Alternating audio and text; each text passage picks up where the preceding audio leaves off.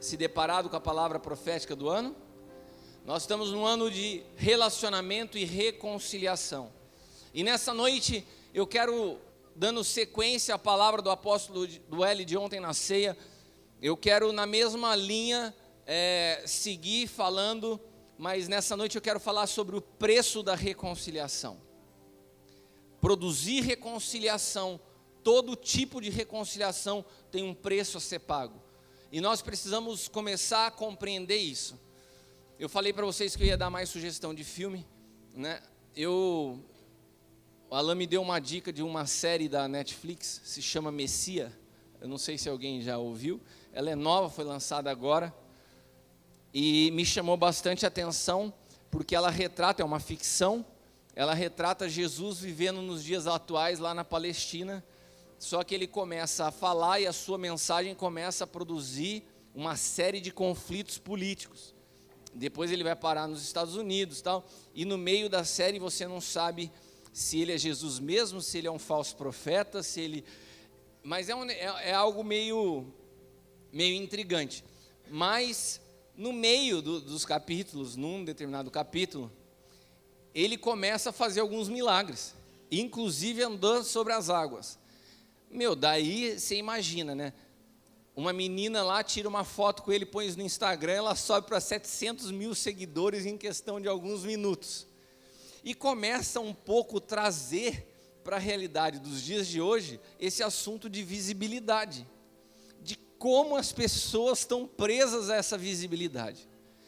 E daí os pastores, um pastor especificamente para qual Jesus apareceu, num momento de crise, ele tem a brilhante ideia: vou fazer um grande culto por transmissão ao vivo para a TV e falar que Jesus vai estar lá, né? Vai bombar. Só precisava de uma coisa: convencer Jesus a ir no culto. Parece uma coisa meio irônica, mas na realidade, aquilo me fez refletir muito daquilo que nós convencionalmente chamamos igreja evangélica hoje. Quantos cultos será que Jesus frequentaria? Em que lugares você acha que Jesus entraria se ele viesse, mais uma vez manifestado em carne nos dias que nós estamos vivendo? Porque ele preparou numa mega igreja, num lugar lotado, transmissão, blá, blá, blá, blá. Quando Jesus viu tudo aquilo, ele acaba saindo de fininho e vai embora, e não participa do culto. Eu não estou falando, depois vocês vão assistir o filme e falam: nossa, o apóstolo recomendou esse filme, tem violência, tem tiro, blá, blá. Não estou recomendando o filme, estou falando para vocês o seguinte: é uma dica de coisas que me fazem refletir. Cada um reflete através de alguns gatilhos que Deus nos dá. E quando eu vi aquilo, me chamou a atenção, e eu fiz essa pergunta. Eu me fiz essa pergunta: quais os ambientes que Jesus frequentaria? Será que a nossa estrutura mental, a nossa maneira de pensar e de compreender a Deus não está tão engessada que nós não conseguimos nos mover como Ele se moveria? Por isso, a necessidade de ouvir a sua voz e ser preciso naquilo que Ele deseja. Quando nós estamos na transição de um pacto para o outro, e o pai prepara o caminho para a chegada do seu filho, ele se manifesta a uma família extremamente devota, que vivia as escrituras com seriedade, que é a família de Zacarias e de Isabel.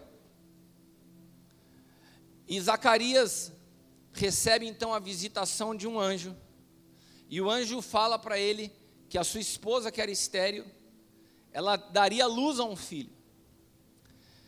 E Zacarias pergunta como, você conhece a história?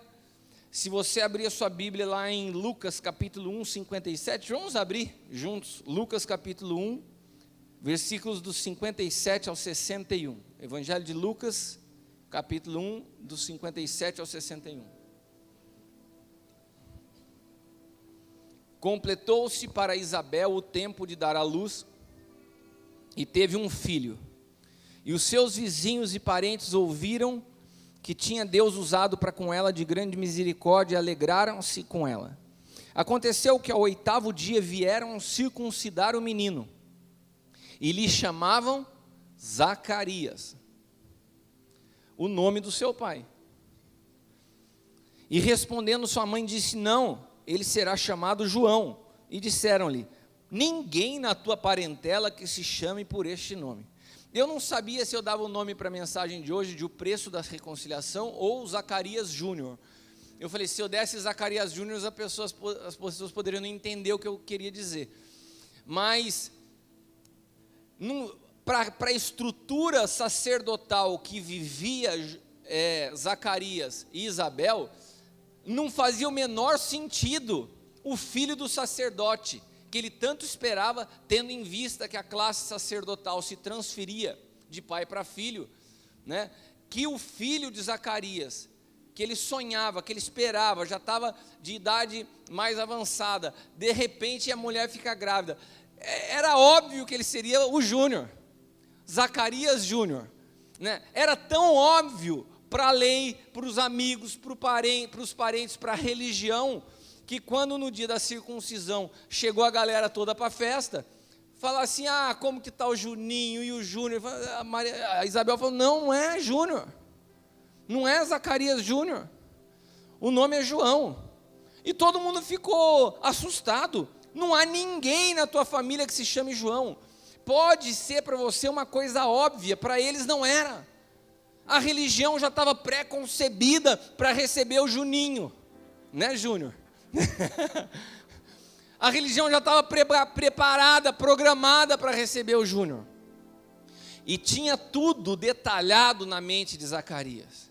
As vestes sacerdotais que ele usou na primeira vez que ele entrou no Santo dos Santos. Provavelmente ele falou assim, eu vou passar essa mesma veste sacerdotal para o meu filho. Daí o Zacarias Júnior primeiro não chama mais Zacarias, João. João, o que tem a ver João com Zacarias? Ninguém, mas vai chamar João. Primeiro golpe na estrutura da religião. Segundo, ele imaginava que ele ia passar as vestes sacerdotais para o filho. O filho vai usar pele de camelo para se vestir. Você imaginou? Você já viu as vestes de um sacerdote judeu como são? O nível de detalhamento das cores, do tamanho, de cada significado do seu traje. E ele fala, não vou isso, eu vou usar pele de camelo. Daí ele fala assim, não, mas toda a nossa história familiar, sacerdotal, é para que você venha com o seu papai servir no templo. Não, eu vou para o deserto. Então tudo que a estrutura tentava, tudo que a religião tentava era enquadrar o novo de Deus num formato antigo. João Batista era o início de uma nova estação sobre a face da terra. Ele preparava o caminho para o Messias. Deus enviava algo novo, algo que produziria uma ruptura na estrutura da religião. Mas a religião tratava de tentar encaixar o novo no formato antigo. E a gente olha essas coisas muitas vezes com um espírito crítico, analítico, e fala, que absurdo. Como são religiosos, como os fariseus eram, mas nós fazemos as mesmas coisas. Como é normal nós conversarmos principalmente com ministros, com pastores, e quando você começa a falar da nova aliança, quando você começa a falar da estação da graça, do novo pacto estabelecido entre Deus e os homens, eles começam a tentar falar assim, eu já sei, eu entendi o novo pacto, mas quando você vê na prática, eles estão encaixotando a mensagem da graça, eles estão encaixotando a mensagem do novo pacto na estrutura religiosa que eles já têm. Quantos estão entendendo?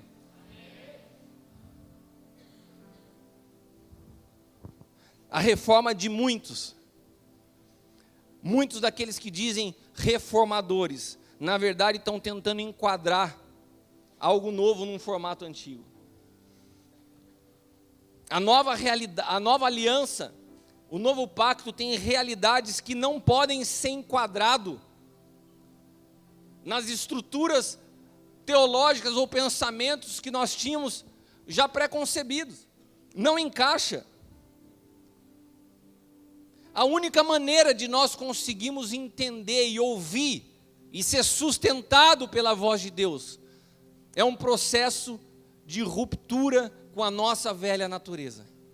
Não há, irmãos, não há maneira de você conhecer a Cristo senão através da sua morte. Quando nós não nos rendemos a um processo de morte, a nossa velha natureza, com os seus projetos pessoais, com a sua vontade própria, com os seus interesses pessoais, sempre vai se opor à vontade de Deus. Quando eu falava nessa noite a respeito da oferta, eu estava introduzindo aquilo que eu gostaria de falar na mensagem. Ouvir a voz de Deus e se render a ela é a base da nova aliança. Mas se a velha natureza ainda tem alguma influência de governo sobre a sua vida, ela sempre vai batalhar para que você siga fazendo as coisas do teu jeito, conforme você entende, porque nós queremos o novo pacto sem passar pela cruz. Nós queremos a Cristo, mas preservando a nossa vontade pessoal. E daí a gente acaba transformando o Evangelho numa plataforma de conquista pessoal. E é tão sutil isso, preste atenção, que nós podemos nos auto-sabotar, usando justificativas bíblicas para aprovar a nossa vontade pessoal. Eu falava isso com a Leila esses dias, e é muito natural nós vemos repetir as ações de Saul nos dias de hoje. 1 Samuel capítulo 15, versículo 3, Saul recebe uma ordem quando ele vai a Amaleque: destrua totalmente tudo que tiver à sua frente, tudo que você achar de gado, tudo que você, essa cidade está amaldiçoada, esse povo está amaldiçoado, não quero que você mantenha um fôlego de vida naquele lugar. Saul, rei de Israel, vai lá e obedece. Essa era a voz, a palavra profética, a voz de Deus para ele. Repita comigo: sustentados por sua voz. A voz que sustentava Saul naquele momento, que mantinha ele de pé no trono, era: vai e obedece, arranca tudo que tem de vida pela frente. Aquele povo produziu a ira, então vai lá e destrói tudo. Daí depois que eles vão lá, conquistam o lugar, 1 Samuel 15, 14 e 15, diz assim: então disse Samuel, daí chega o profeta para ver, para avaliar, para averiguar se Saul tinha obedecido. Então disse Samuel: que balido, pois, de ovelhas é este aos meus ouvidos? Que é esse mugido de vaca que eu estou ouvindo? E disse Saul: é de Amaleque, nós a trouxemos, porque o povo, ele já transferiu a culpa para o povo, ele era o rei, o povo poupou o melhor das ovelhas e da vaca. Mas daí ele fala a frase brilhante: para oferecer ao Senhor teu Deus como sacrifício, mas o resto nós destruímos tudo. Você entendeu, meu irmão? A palavra que ele recebe é: destrua tudo. Daí ele, por vontade pessoal, preserva o que ele acha que deveria preservar. Quando ele é confrontado: por que você fez isso? Não, eu fiz isso para o Senhor, eu separei o melhor para o Senhor. 1 Samuel 15, 22 e 23. Porém Samuel disse, a resposta do profeta a essa excelente boa ação que ele fez em nome do Senhor.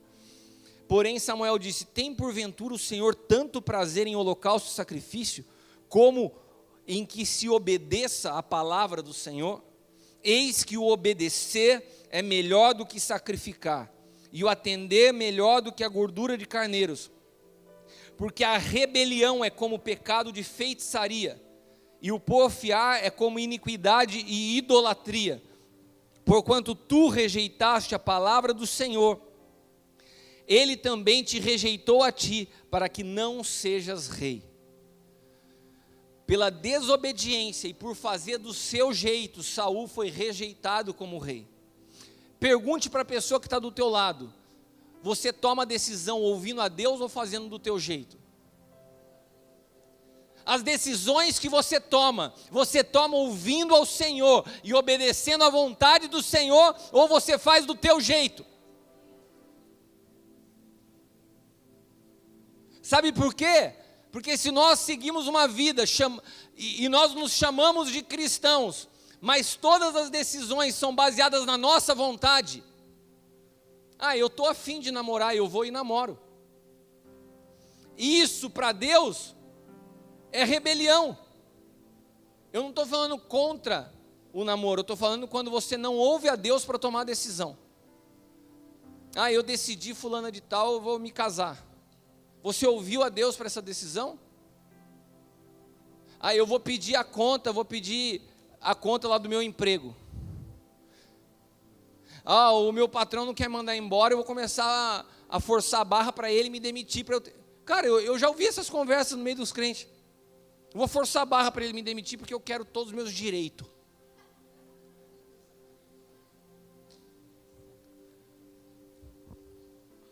Saul tinha uma justificativa boa. E sabe que toda vez que você toma uma decisão errada, que você sabe que está errado, você tem sempre uma boa justificativa. Não, mas sabe por que eu pedi a conta? Porque eu sou fiel lá dentro e não sou reconhecido. E eu vou ter mais tempo para servir o Senhor. As pessoas já têm as palavras na ponta da língua para justificar as aberrações que fazem em nome do Senhor. Saul tinha uma justificativa boa. O que eu fiquei aqui é para oferecer ao Senhor. E hoje acontece o mesmo. Hoje tem acontecido o mesmo. Seja entre o povo, seja entre os ministros, as vontades e as decisões são pessoais, mas Deus é sempre o álibi para justificar as decisões pessoais. Pessoas que estão fazendo do evangelho uma carreira profissional. Agora começou o negocinho do final do ano. Cite 20 pessoas que você gostaria de conhecer esse ano. Daí quem que as pessoas colocam? Estou falando muitas vezes de ministro do evangelho. É jogador de futebol, é cara famoso, é nego que está em evidência, é empresário. Por quê? Porque as redes sociais se transformaram em uma plataforma de promoção. É a Babel dos dias atuais.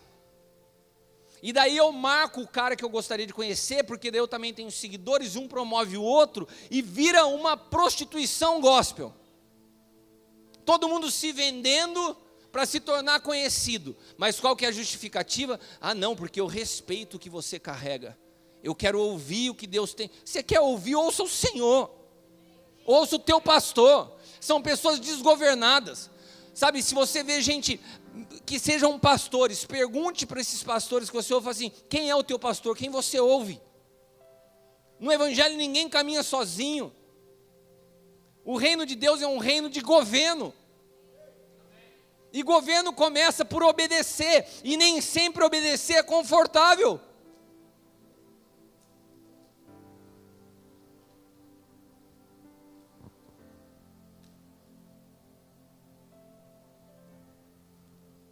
Os pactos que nós vivemos definem os relacionamentos que nós temos.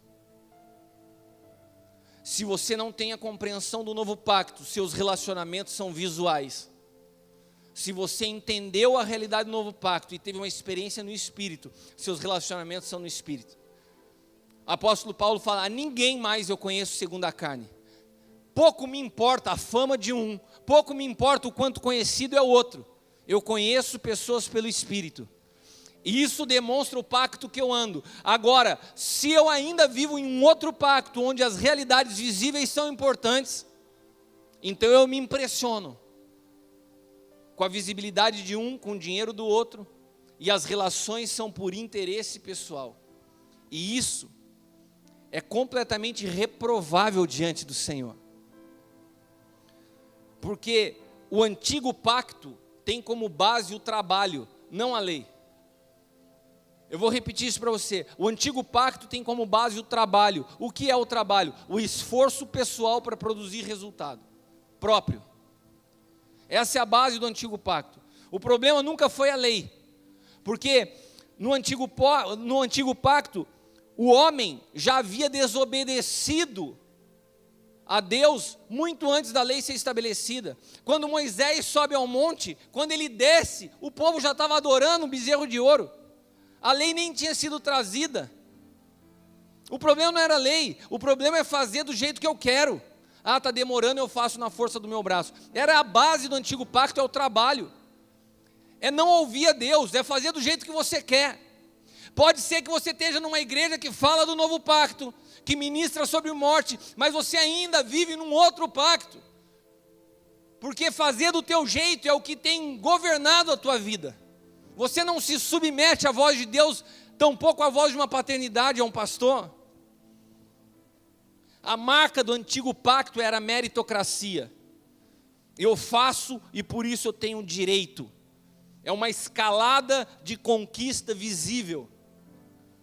Olha, fulano de tal é abençoado por Deus. Por quê? Olha quantas coisas ele tem. Era a marca do antigo pacto. Você se habilitava para algo à medida das coisas que eram vistas, do que você fazia. Por isso, os fariseus tinham prazer em orar nas esquinas para que todos vissem. Por isso, todos aqueles que cumpriam a lei batiam no peito e se esbanjavam por causa disso, porque era um pacto de coisas visíveis. Agora hoje nós estamos numa realidade invisível e parece que a necessidade de ser visto é maior que o antigo pacto. Ser visto por quem? O desconhecimento do governo invisível faz as pessoas viverem por uma imagem, viverem buscando a aprovação das pessoas. Sabe como se encerrou o ano de 2019? A maior procura, a maior busca, a frase mais pesquisada no Google no ano de 2019? Como fazer amigos. Você acredita nisso? A frase mais pesquisada no Google em 2019, como fazer amigos. O mundo nunca esteve tão conectado e as pessoas ao mesmo tempo tão solitárias. O mundo nunca esteve tão ligado e as pessoas ao mesmo tempo tão depressivas. Nós nunca tivemos acesso a tantas pessoas e ao mesmo tempo nos sentimos como se não estivéssemos perto de ninguém. Sabe por quê? Porque o que nos governa não é o espírito, é uma necessidade absurda de aprovação. As fotos que você posta para esperar quantas curtidas vão ter. E isso está penetrando a igreja e está trazendo uma série de pensamentos e de angústia, de tristeza, e está tirando, e está produzindo um desgoverno. O antigo pacto eram sombras.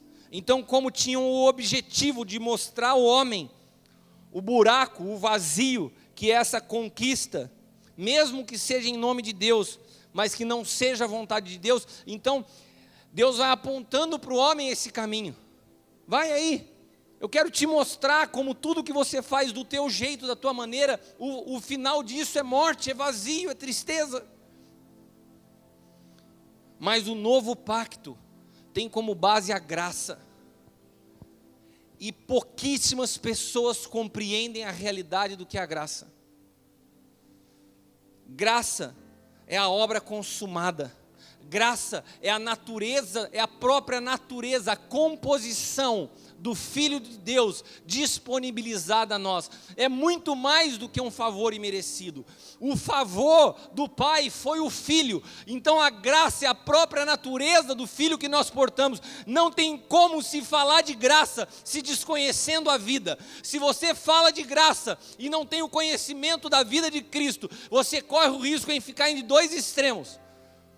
O que se fala hoje da hipergrace, da hipergraça, que é, então já que está tudo feito, eu posso pecar, eu faço tudo do meu jeito, já está tudo resolvido na cruz, e ninguém perde salvação, e papapá, e começa uma bagunçaiada por causa da tal da hipergraça.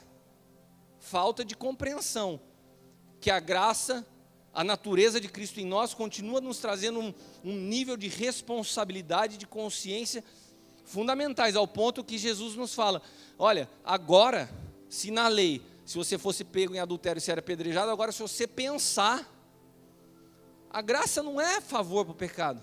Agora tem um outro lado, tem dois extremos, né? Tem a hipergraça e depois tem os xiitas da fé, que são os caras que agora se transformaram nos defensores do Evangelho. E você postou uma frase, postou uma palavra que o cara não discorda, os teólogos, os defensores do Evangelho vêm para as redes sociais e te arrebentam.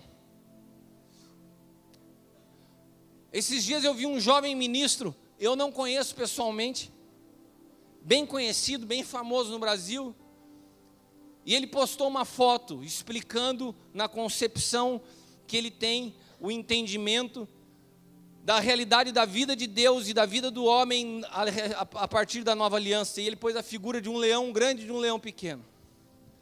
E perguntaram para ele, você acha que nós não somos menores que Deus? Daí ele respondeu algo mais ou menos assim. É como essa foto do leão grande e leão pequeno. É evidente que o leão grande é maior em poder, em autoridade, mas o menor carrega a mesma natureza, algo assim. Eu não vi nada de absurdo. Gente, se você vê o que esse cara está apanhando, herege, e não sei o que lá, mas sabe o que eu percebo, irmãos? É que o desconhecimento da graça nos faz nos mover fora do amor de Deus. Porque se de fato, porque a preocupação não é de fato com o Evangelho, a preocupação não é de fato com a verdade, a preocupação é surfar qual é a polêmica do momento. Então eu tenho que entrar na polêmica, para aproveitar da polêmica, para usar de um cara conhecido que está apanhando e bater junto para de alguma forma eu crescer. Essa é a motivação de quem entra na internet para bater, porque se quisesse corrigir em amor, chamava esse cara sozinho e falava, meu irmão, por que você falou isso? O que você pensa? Vamos conversar, eu quero ouvir o teu ponto de vista. Nós somos igreja, fazemos parte do mesmo corpo. O que o mundo percebe de nós quando nos vê degladiando nas redes sociais?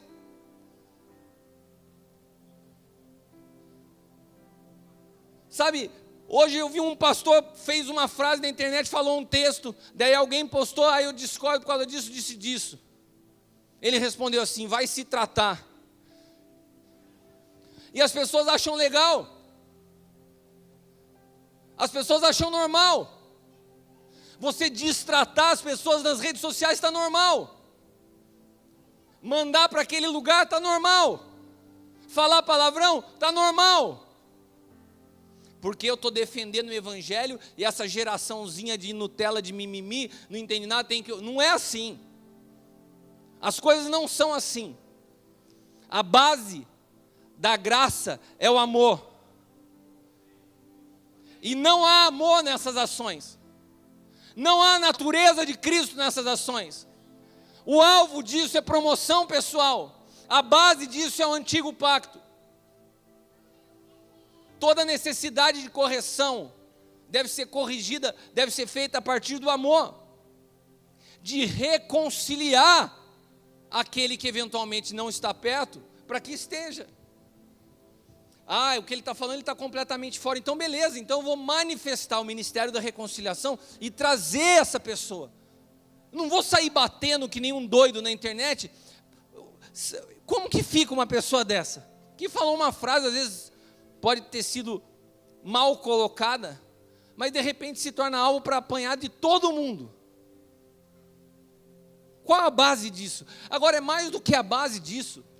O que nós estamos manifestando ao mundo, irmãos? Os crentes perderam a tolerância uns com os outros. Nós não sabemos mais do que é perdão. Nós não sabemos mais do que é caminhar a segunda milha. Os problemas que produzem divórcio dentro da igreja são os mesmos que produzem no mundo.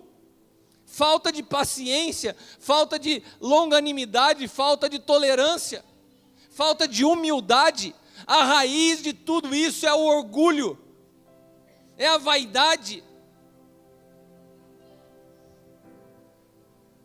A graça só pode ser revelada através da vida de Cristo.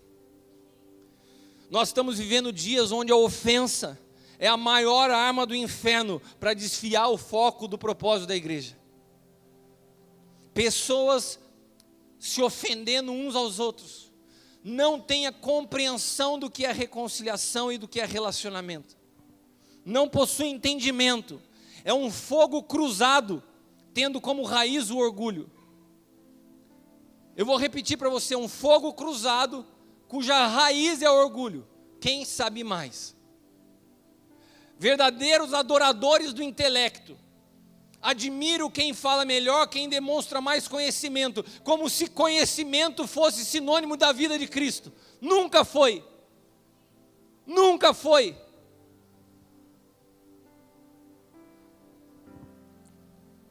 O governo de Cristo não necessita de ações de defesa da fé.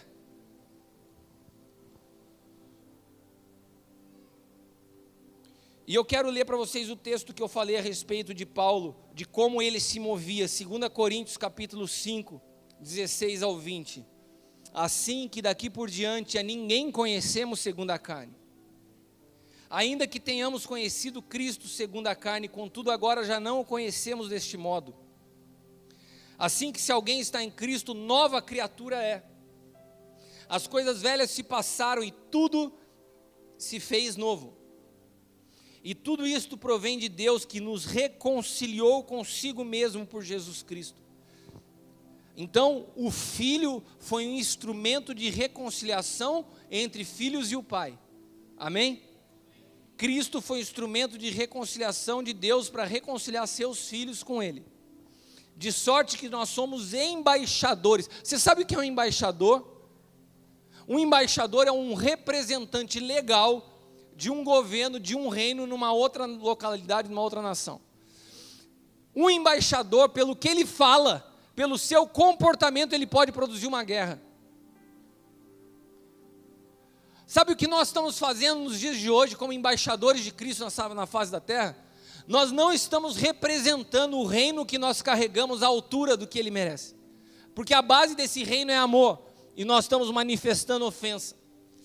A base desse reino é reconciliação, e nós estamos vendo uma série de divisões. Porque nós perdemos a dimensão do que é o Evangelho. Porque o Evangelho se transformou numa busca pessoal por resultados. Nós não queremos a vontade de Deus, nós queremos que Ele faça a nossa vontade. Somos embaixadores da parte de Cristo, como se Deus por nós rogasse. Rogamo-vos, pois, da parte de Cristo, que vos reconcilieis com Deus. Existe um exemplo muito interessante dessa transição, que fica claro do antigo pacto para o novo pacto. Desse governo visível para esse governo invisível. Eu já falei sobre isso aqui algumas vezes. E essa história é a história do jovem rico. O jovem rico era alguém que viveu todo o período da lei. E por ter vivido todo o período da lei, ele entendia bem da meritocracia. Ele tinha muitos bens, e ele chega diante de Jesus e fala: bom mestre, o que eu posso fazer para te seguir? E Jesus ainda é firme com ele, fala assim: por que você me chama bom? Jesus fala de uma forma bastante firme com ele, mas quando ele responde, quando Jesus fala assim, você tem que cumprir os mandamentos, e ele fala assim, eu tenho cumprido todos, Jesus não confronta ele. Ou seja, esse rapaz de fato era um cara cumpridor das Escrituras. Qual era a base que demonstrava o amor a Deus no antigo pacto? A mesma que demonstra o nosso amor a Deus no novo pacto. Se você me ama, você cumpre, se obedece às minhas palavras, você cumpre os meus mandamentos. Jesus falou isso. Era a mesma base do antigo pacto. Ou seja, se aquele jovem cumpria todas as leis, ele era um cara que amava a Deus. Sim ou não? Sim ou não? Mas ele saiu irreconciliável. Ou melhor, inconsolável. Porque Jesus fala para ele assim, então só te falta uma coisa. Vende tudo que te projetou, vende tudo que te faz sustentar essa meritocracia, vende tudo que te faz estar preso a um reino visível, e vamos caminhar agora numa nova temporada invisível. Você já não vai ser mais reconhecido pelo que você tem, mas pelo Espírito. E daí aquele jovem que já tinha vivido anos nessa realidade visível, achou pesado demais e ele recua. Mas ele amava a Deus.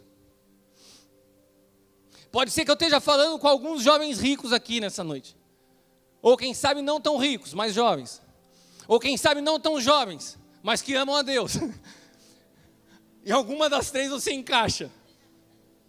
E você ama a Deus. E pode ser que você tenha tido a mesma experiência que esse jovem. De passar alguns anos da sua vida amando a Deus, através de uma estrutura de pensamento pré-concebida, que amar a Deus requer de você cumprir tais e tais situações. E sabe o que Deus está querendo produzir nessa noite? Um entendimento sobre a tua vida, que não se trata daquilo que você produz, mas do tanto que você se rende. Não se trata do quanto você apresenta para Ele, mas da sua disposição em obedecer a sua voz e fazer da sua vida conforme a sua vontade. E aquele jovem rico sai triste no meio daquela transição, mas ele amava a Deus. Só que Jesus, ele vem trazer sobre a terra, ele portava sobre ele, Arine, o ministério da reconciliação. E quando eu ouvi pela primeira vez essa história, me chamou muito a atenção, porque se ele amava a Deus, se ele não era um cara que tinha o pecado segundo a lei e a tradição apresentava, mas ele não conseguiu entender a transição do visível para o invisível, será que Jesus o perderia? Até que eu ouvi um profeta contando a respeito dessa história de um historiador, porque Lucas capítulo 6, versículo 24, é a mesma sequência do que Jesus está falando. Ele fala assim: ai de vós ricos, porque vocês já têm a sua consolação. Então Jesus estava falando de consolação, no mesmo contexto em que ele encontra com o jovem rico. Ele está falando para o jovem rico assim: preste atenção no que eu estou te dizendo. Troca o consolo das coisas visíveis para que eu seja a sua consolação. Eu carrego em mim a consolação. Você vai ter que trocar o consolo dos teus bens, a falsa segurança do que você tem, para ser governado por uma realidade invisível. Eu sou a tua consolação. Então Jesus fala assim, olha, Lucas 6, 24, ai de vós ricos, porque já tendes a vossa consolação. E aquele jovem sai desconsolado, obediente, sincero, amava a Deus, mas ainda estava preso numa estrutura de pensamento de um pacto anterior. Só que, em Atos, capítulo 4, diz a palavra que um jovem se aproxima de Jesus, e esse jovem, na verdade, ele chega diante dos apóstolos, e esse jovem se chamava José. Esse jovem José, que chega diante dos apóstolos em Atos, no capítulo 4, diz que ele vendeu todas as suas herdades, ele vendeu todas as suas propriedades, para poder caminhar com os apóstolos. E esses apóstolos, então, mudam o nome de José, e passam a chamar esse homem, chamado de José, que vendeu tudo, para seguir ao Senhor e a sua palavra. Esses apóstolos passam a chamar José de Barnabé. Sabe o que significa Barnabé? Filho da consolação. Sabe o que a maioria dos historiadores dizem? Que Barnabé era o jovem rico. O jovem rico que não conseguiu naquele momento entender a transição, mais para frente ele vai e vende tudo. E por isso ele é chamado de filho da consolação. Porque naquele dia ele saiu desconsolado. Porque naquele dia Jesus falou assim, ai de vós ricos, já tem a sua consolação. E ele saiu, e ele refletiu, e ele ouviu, ele percebeu que quando Jesus morreu e ressuscitou era o Messias, e ele falou, eu não quero ser consolado por coisas visíveis, eu quero a consolação do Cristo que vive em mim.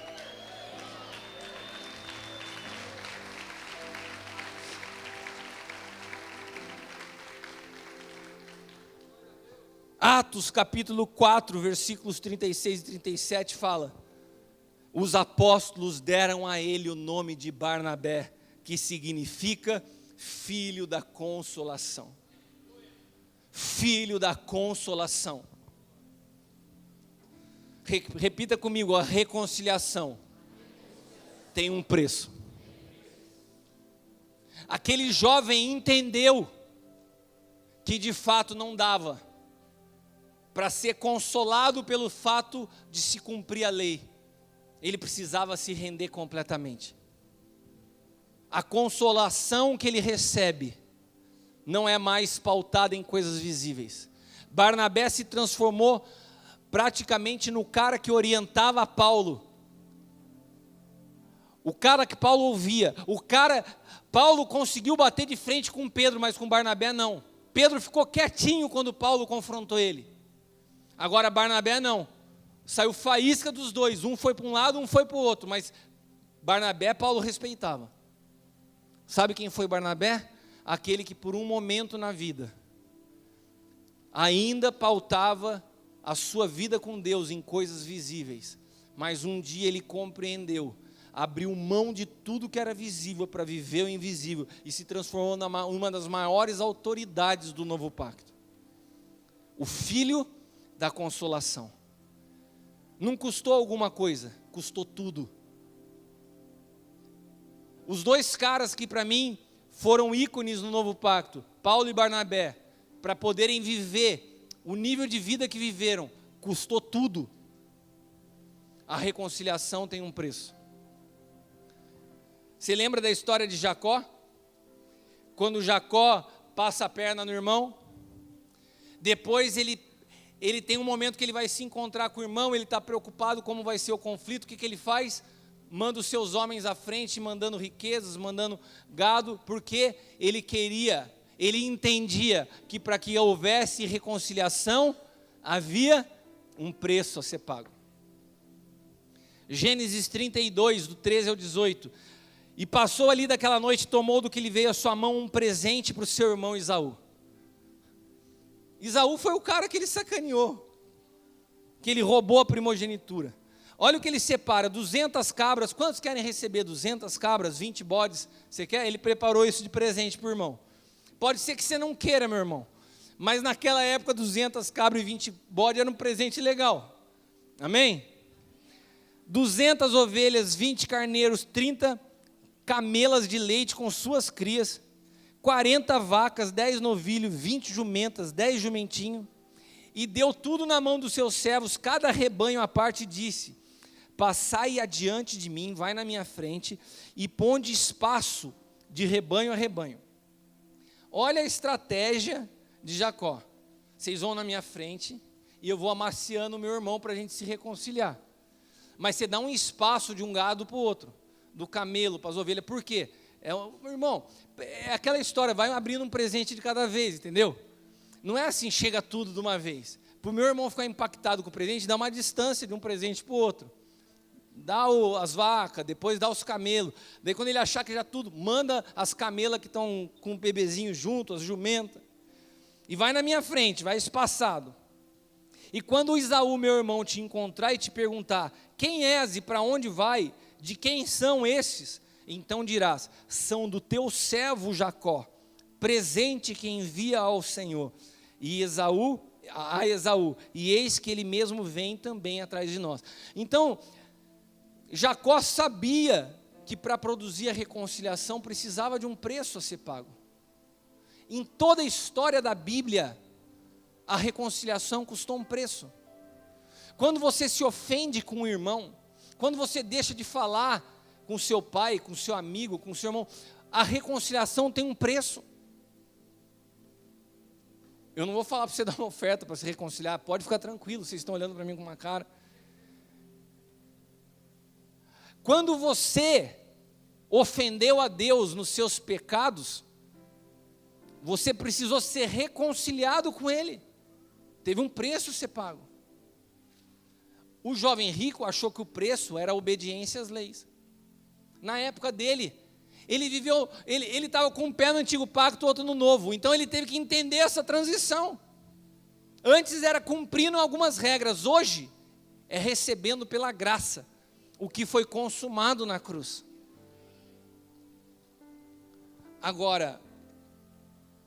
E você já deve estar pensando assim: nossa, para esse aí se reconciliar comigo, o preço vai ser caro.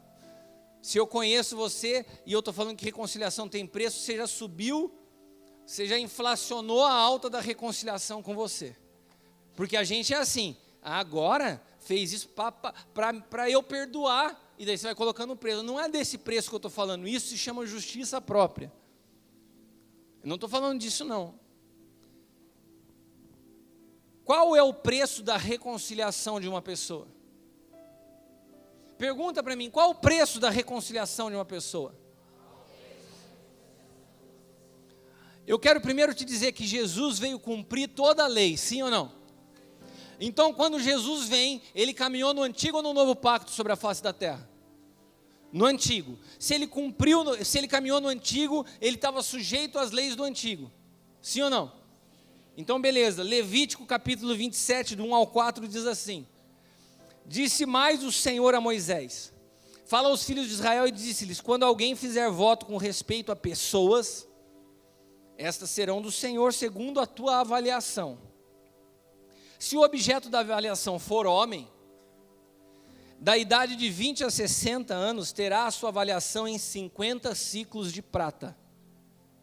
Esse era o valor de uma pessoa. Repita comigo: 50 ciclos de prata.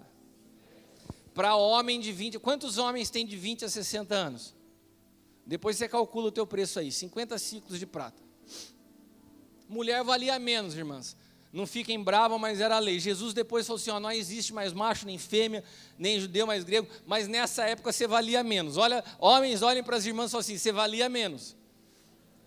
Olha como a mulherada fica com a cara de brava. Repreendo todo espírito de feminista desse lugar em nome de Jesus. Você valia menos, hoje você vale igualzinho quem está do teu lado. Amém? Mas você valia menos. Se o objeto for homem, 50 ciclos de prata, segundo o ciclo do santuário. Porém, se for mulher, a tua avaliação será de 30. Você valia 20 a menos. Tá bom? Vou parar de falar, senão a Leila vai brigar comigo. A Bíblia diz que Jesus foi vendido. Quando ele foi entregue, ele foi vendido. E ele foi vendido e um preço foi pago pela sua vida. E a palavra diz que o preço que foi pago a Jesus foi o preço de 30 moedas ou 30 ciclos de prata. Agora, o preço que foi pago a Jesus é o preço de uma mulher, não de um homem. Quanto custava o homem? Quanto custava a mulher? Quanto que pagaram para Jesus? Ué, ele não foi para a cruz como um homem, ele foi para a cruz como uma mulher. Não, eu não estou falando de saia, não estou falando de roupa, não estou falando de ideologia de gênero. Ele foi para a cruz representando a igreja, ele foi para a cruz representando eu e você.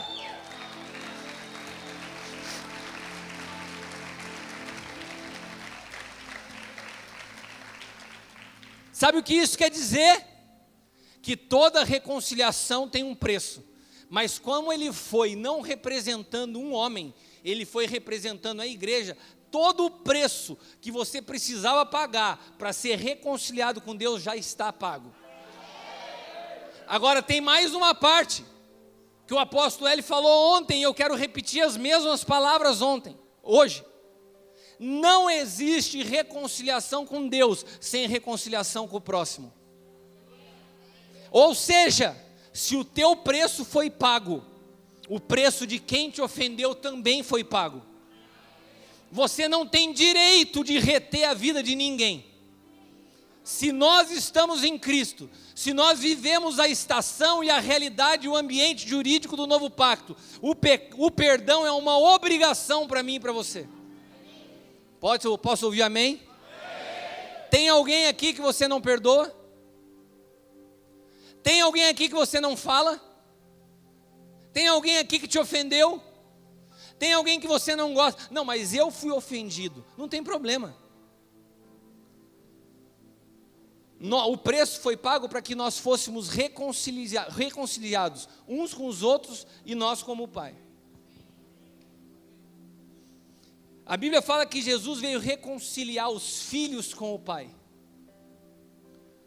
E veio reconciliar irmãos com irmãos. A manifestação do espírito de reconciliação está pautada na relação de pais e filhos. Não existe reconciliação para caminhar sozinho. O desenho de Deus para a igreja não prevê você caminhar isolado. Isso significa orgulho, isso significa divisão, isso significa rebelião, e nós precisamos manifestar o espírito de reconciliação. Marcos capítulo 11, versículo 25 ao 26 diz assim: e quando estiverdes orando, quantos aqui oram? Digam amém. Beleza, aqueles que não oram também serve para você essa palavra, irmão, se um dia você resolver orar. E quando estiverdes orando, perdoai. E se tendes alguma coisa contra alguém, para que vosso Pai que está nos céus vos perdoe as vossas ofensas.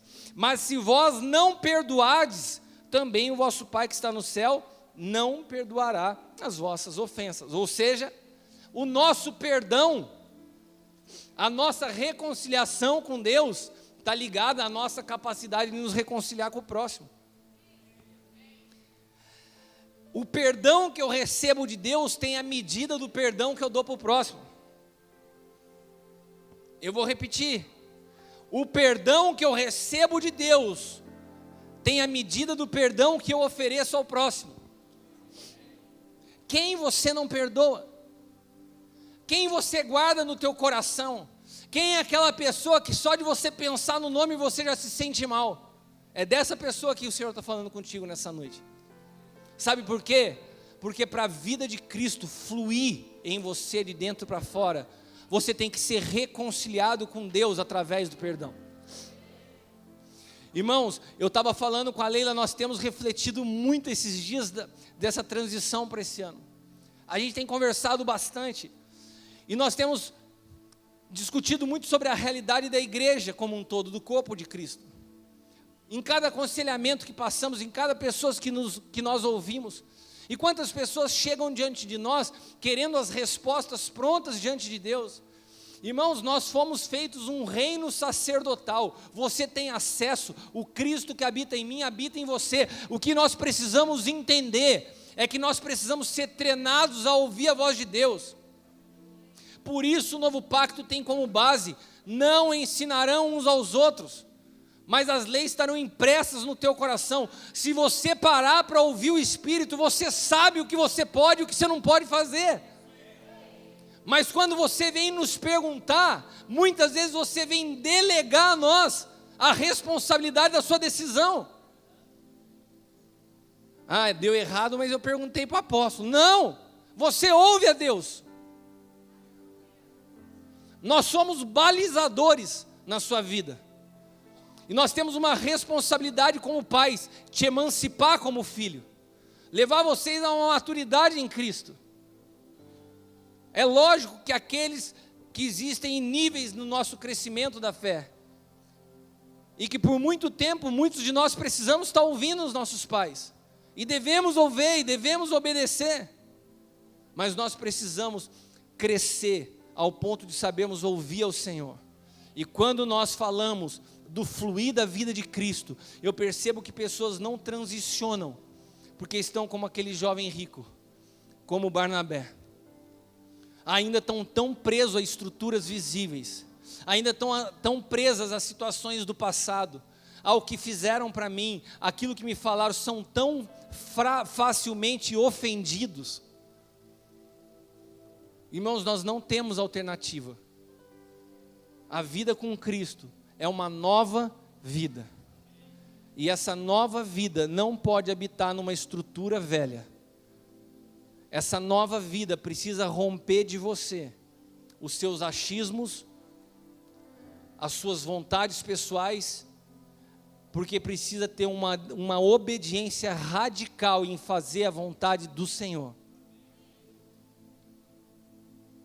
E nisso, então nós conseguimos iniciar reconciliação, para então podermos entrar num outro nível de relacionamento.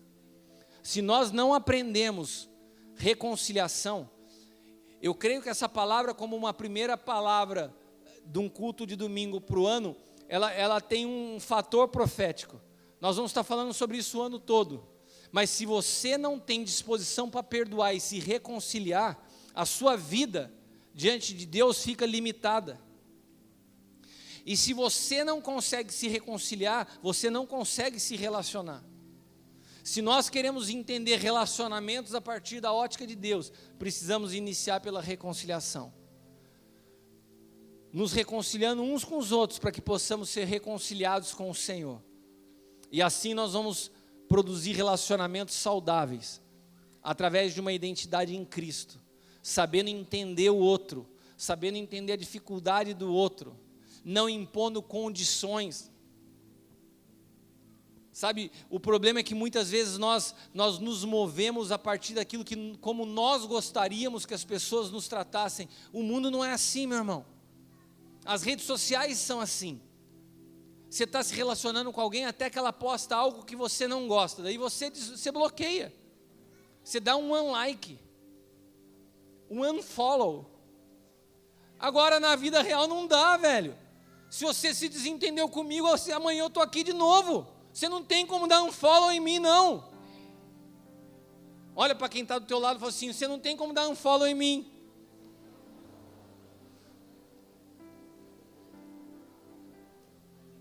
Comigo a única coisa é reconciliação.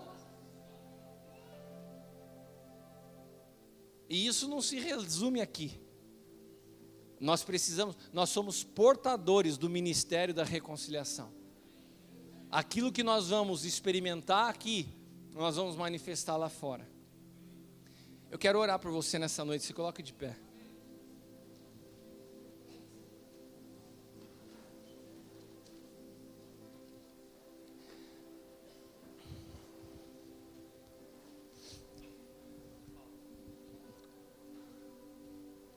Queria agradecer o silêncio de vocês hoje. Foram impecáveis. Consegui terminar com voz. Irmãos, como disse o apóstolo O.L. ontem no culto da ceia, a gente não gosta muito de fazer esse negócio, olha, se você tem alguma coisa contra o seu irmão, vai até ele e fala agora, tal. Agora eu também creio que não tem jeito de você produzir reconciliação orando para Deus, Senhor, eu perdoo meu irmão. Sabe, você vai se fechar no seu secreto. Senhor, eu perdoo daqui meu irmão, ele lá, eu aqui. Também não é assim, irmão. Mas o que é muito desagradável é quando alguém chega para você e fala assim, cara, eu não ia com a tua cara, apóstolo. Você falou isso, eu já ouvi bastante isso, irmão. É muito chato. Se você não ia, mas agora passou aí, não conta o passado. Eu estou que nem o Senhor, eu já joguei no mar do esquecimento, só fala assim, ó, só vim te dar um abraço, estou de boa. Beleza. Né?